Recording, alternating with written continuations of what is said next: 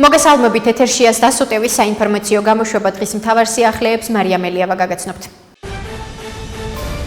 საქართველოს პრემიერ-მინისტრი ირაკლი კობახიძე იტალიის რესპუბლიკის საგარეო საქმეთა მინისტრის მოადგილე ედმონდო ჩირიელის შეხვდა. ამის შესახებ ინფორმაციას მთავრობის ადმინისტრაცია ავრცელებს. მათივე თქმით, შეხვედრაზე ხაზი გაესვა საქართველოსა და იტალიას შორის არსებულ მეგობრულ ურთიერთობებს, რომლებიც საერთო ევროპულ ინტერესებსა და ღირებულებებს ეფუძნება. პრესამსახურის თანახმად აღინიშნა სხვადასხვა სფეროში თანამშრომლობის განვითარების დადებითი დინამიკა და გამოითქვა ორმხრივი მზადყოფნა როგორც პოლიტიკური, ისე სავაჭრო ეკონომიკური კავშირების შემდგომი გაღრმავებისთვის. საუბარი შეეხო საქართველოს ევროპული ინტეგრაციის პროცესს და ამ გზაზე იტალიის მხარდაჭერის მნიშვნელობას. მთავრობის მეთაურმა აღნიშნა, რომ საქართველოს ხელისუფლება ევროკავშირთან ურთიერთპატევისცემაზე დაფუძნებული ურთიერთობების აღდგენისა და დიალოგისთვის მზად არის. შეხვედრას საქართველოს ვიცე-პრემიერი, საგარეო საქმეთა მინისტრი მაკა ბოჭორიშვილი და მთავრობის ადმინისტრაციის უფროსი ლევან ჟორჟოლიანი ესწრებოდნენ. აღნიშნულია გავრცელებულ ინფორმაციაში.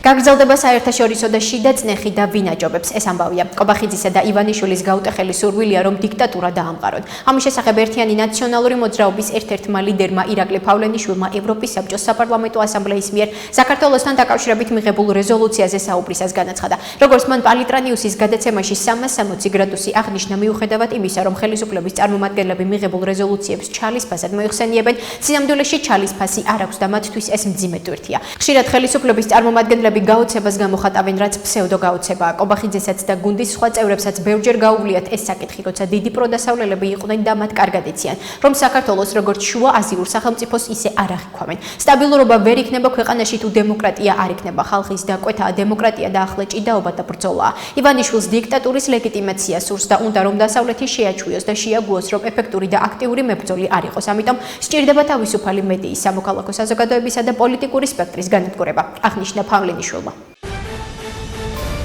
პარტია ფედერალისტების ერთ-ერთ ლიდერ გიგა ბოკერიას განცხადებით, ნაციონალურ მოძრაობაში მიმდინარე პროცესები ღრმა პოლიტიკური და მორალური კრიზისის გამოხატულებაა, რაზეც პასუხისმგებლობა პარტიის დამფუძნებელ მიხეილ სააკაშვილს ეკისრება. ბოკერიამ პალიტრანიუსის გადაცემაში 360 გრადუსი მიხეილ სააკაშვილი და მისი გარემოცვა ცილის წამებაში დაადანაშაულა და აღნიშნა, რომ ისინი პოლიტიკური მიზნების მისაღწევად იმ მეთოდებს იყენებენ, რასაც ქართული ოცნება. მისივე თქმით, ნაციონალურ მოძრაობაში შექმნილ ვითარებაზე პასუხისმგებლობა მიხეილ სააკაშვილს ეკისრება, რადგან პოლიტიკური გარემო სწორედ მისი გავლენით ჩამოყალიბდა. სრული მორალური კატასტროფაა, რასაც იქ ვხედავთ. დემოკრატია ჰქვია, როდესაც ნებისმიერი ფასეულობების გარშემო გაერთიანებულ ჯგუფს ურთიერთობის მწყობრი წესები აქვს. რასაც ვხედავთ, ეს არის უწესობის აპოთეოზი სააკაშვილის მიერ ინსპირირებულს. დანარჩენი ფიგურა მასთან შედარებით არ არის მისი კალიბრის. ამაშიც პასუხისმგებლობა მას ეკისრება, მან შექმნა ეს კლიმატი. ეს არ არის კარგი, რადგან სრულად მიაქვს საინფორმაციო ჟანგბადი, განაცხადა ბოკერიამ.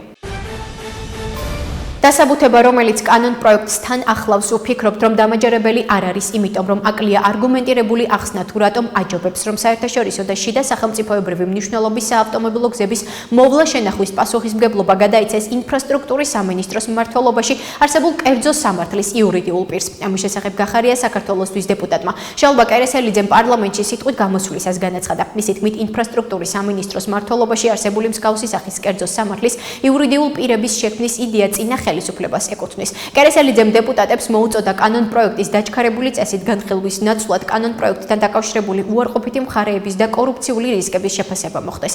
ამიტომ მოგიწოდებთ კანონ პროექტის დაჩქარებული წესით განხილვის ნაცვლად მოხდეს კანონ პროექტთან დაკავშირებული უარყოფითი მხარეების და კორუფციული რისკების შეფასება, რათა საბოლოო შედეგად არ მიიღოთ სახელმწიფო სამშენებლო კამპანიის მსგავსი წარმონაქმნი, რომლის ძირითადი და მთავარი ფუნქცია იქნება სახელმწიფო ბიუჯეტიდან მიღებული კორუფციული ფულის გათეთრება, განაცხადა შალვა კერესელიძემ.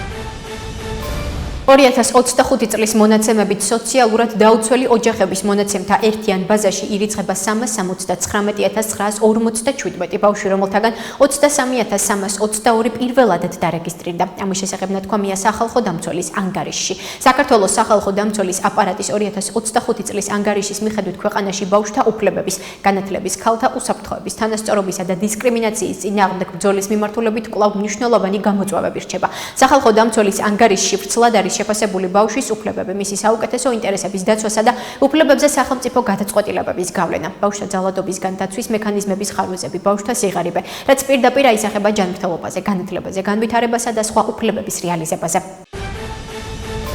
საქართველოში დემოკრატიული უკუსლვა ღრმად შემაშფოთებელია. ამის შესახებ ევროპის საბჭოს გენერალურმა მდივანმა ალენ ბერსემ განაცხადა. მისი თქმით, ქვეყანაში სამოქალაქო სივრცის შემცირება, ოპოზიციასა და პარტიებზე ზეწოლა, დაკავებები, შემზღუდავი კანონმდებლობა და საპოლიციო სისასტიკისთვის ანგარიშვალდებულების ნაკლებობა სრულიად მიუღებელია. პირველ რიგში მსურს ცხადად ვთქვა, რომ საქართველოში ევროპის საბჭოს მუშაობას ძალიან სერიოზულად ვუდგები. მათ შორის წინა რეზოლუციებს, მათ შორის ანგარიშს, რომელიც ამ კვირას იქნა განხილული და იგივე რეალობას ვხედავთ და იგივე რეალობის წინაშე ვდგავართ. საქართველოში დემოკრატიული უკუსლვა ღრმად შემაშფოთებელია და მკაფიოდ უნდა მივაქციოთ ყურადღება. სამოქალაქო სივრცის შემცირება, ოპოზიციასა და პარტიებზე ზეწოლა, დაკავებები, შემზღუდავი კანონმდებლობა და საპოლიციო სისასტიკისთვის ანგარიშვალდებულების ნაკლებობა სრულიად მიუღებელია. აღნიშნა ბერსემ. მისივე თქმით, საქართველოს სამოქალაქო საზოგადოების წარმომადგენლებს შეხვდა და მათი შეშფოთებები ადასტურებს სიტუაციის სერიოზულობას. ალენ ბერსეს თქმით, იზოლაცია არ არის გამოსავალი და დისკუსიამ ხელშესახებ პროგრესამდე უნდა მიგვიყვანოს. პარლამენტმა გრანტების შესახებ საქართველოს კანონში ცვლილებების შეტანის თაობაზე კანონპროექტი პირველი მოსმენით განიხილა და 75 ხმით მიიღო. საკითხზე მომხსენებლის გარემოს დაცვისა და ბუნებრივი რესურსების კომიტეტის თავმჯდომარის მაია ბითაძის განმარტებით ცვლილების შედეგად საქართველოს ენერგეტიკის განვითარების ფონდს გრანტის მიღების და მისი გაცემის უფლებამოსილება მიეცემა. მისივე თქმით, საქართველოს ენერგეტიკის განვითარების ფონდი 2025 წელს აკრედიტებული იქნა კლიმატის ცვლილების მწვანე ფონდის მიერ, რომლის საერთო შემოწირულობები 22 მილიარდ $. შეადგენს. იგი ერთ-ერთ ყველაზე მსხვილ პარტნიორ ორგანიზაციად განიხილება საქართველოსთვის კლიმატის ცვლილების შერბილებისა და მწვანე ეკონომიკის განვითარების მიმართულებით. ნათქვამია პარლამენტის პრესსამსახურის მიერ გავრცელებულ ინფორმაციაში. ახლა კი გაგაცნობთ უცხოეთის სიახლეებს. ჩვენი მიზანი უნდა იყოს, რომ ხელი შევუწყოთ დემოკრატიული პროგრესისთვის პირობების შექმნას, დაბალანსებულ მიდგომას მივესალმები. ამის შესახებ ევროსაბჭოს საპარლამენტო ასამბლეაში არმენ გევორგიანმა საქართველოს შესახებ დებატებზე სიტყვით გამოსვლისას განაცხადა. საქართველოში არსებული ვითარება ჩვენს ყურადღებას მოითხოვს. ჩვენ არ შეგვიძლია უყურადღებოდ დავტოვოთ ვითარება, როდესაც შეშფოთება ჩნდება კანონის უზენაესობის ან დემოკრატიული ინსტიტუტების ფუნქციონირების შესახებ ნებისმიერ წევრ სახელმწიფოში. ამ ასამბლეის პასუხისმგებლობაც რეაგირებაა. ნათელი უნდა იყოს, რომ დემონსტრანტების წინააღმდეგ ძალის არაპროპორციული ან უკანონო გამოყენება მიუღებელია და ამის გამოძიება უნდა მოხდეს. ანგარიშვალდებულება ინსტიტუციური სისუსტის ნიშანი არ არის, არამედ ეს დემოკრატიული სიმტკიცის ნიშანია, განაცხადა გევორგიანმა. მისი თქმით, ასამბლეის მიზანი მხოლოდ ხარვეზების გამოვლენა არ უნდა იყოს. როდესაც ჩვენი ორგანიზაცია ერთ ქვეყანაში პოლიტიკური კონკურენციის შეზღუდვასა და სადავო არჩევნებს უშვებს, მაშინ ეს სხვაგან ახალ ნორმად იქცევა. ჩვენ უნდა ვებრძოლოთ რეალობას, სადაც დემოკრატიული ინსტიტუტები ადგილზეა, მაგრამ თავად დემოკრატია ქრება, აღნიშნა არმენ გევორგიანმა.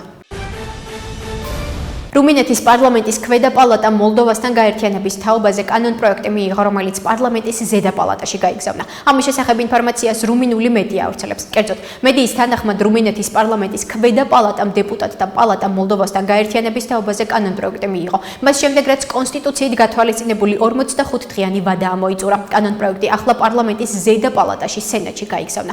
აღნიშნულია, რომ საკანონმდებლო ინიციატივა პარლამენტში 14 აპრილს იქნა შეტანილი და მთავრობის მიერ უარყოფითად იქნა აღქმული. ის დეპუტატთა პალატის იურიდიულმა კომიტეტმა და ადამიანის უფლებათა კომიტეტმა ასევე უარყოფითად შეაფასეს. ირანმა შეგვეტყობინა ამერიკის შეერთებულ შტატებს, რომ მიუხედავად იმისა, რომ პრობლემების შემქმნელი ყალბი მედია საწინააღმდეგოს ავრცელებს ჰორმუზის სრუტეში გამავალი გემებისთვის, ირანი არ ითხოვს და არ იღებს გადასახადებს, სადაზღვევო ხარჯებს და რაიმე სხვა სახის გადასახადს. ამის შესახებ აშშ-ის პრეზიდენტი დონალდ ტრამპი სოციალურ ქსელზე წერს. თუ ეს ინფორმაცია მცდარი აღმოჩნდება, მოლაპარაკებები დაუყოვნებლივ დასრულდება, აცხადებს ტრამპი. მისი მტკიცებით, ამერიკას ირანისთვის არანაირი თანხა არ გადაუცია. ამერიკას ირანისთვის არანაირი ფული არ მიუცია და არც ირანის კუთვნილი თანხები გაუთავისუფლებია. ჩვენ გავათავისუფლებთ მათი თანხების ნაწილს, რომელიც მთლიანად ჩვენი კონტროლის ქვეშაა, რათა გამოვიყენოთ ჩვენი ფერმერებისა და მეცხოველეებისგან სიმინდის, ხორბლის, სოიოსა და სხვა პროდუქტების შესაძენად. ირანში საკვები პროდუქტების მწვავე დეფიციტია და მათთვის საჭირო სურსაც მხოლოდ ამერიკის შეერთებული შტატებიდან შევიძეთ, წერს ტრამპი. უკრაინელებმა რუსეთის ორენბურგის ოლქში ფრონტის ხაზიდან 1200 კილომეტრზე მეტ მანძილზე გაზის გადამამუშავებელ ქარხანასა და რუსეთის ერთადერთ ჰელიუმის ქარხანას დაარტყეს.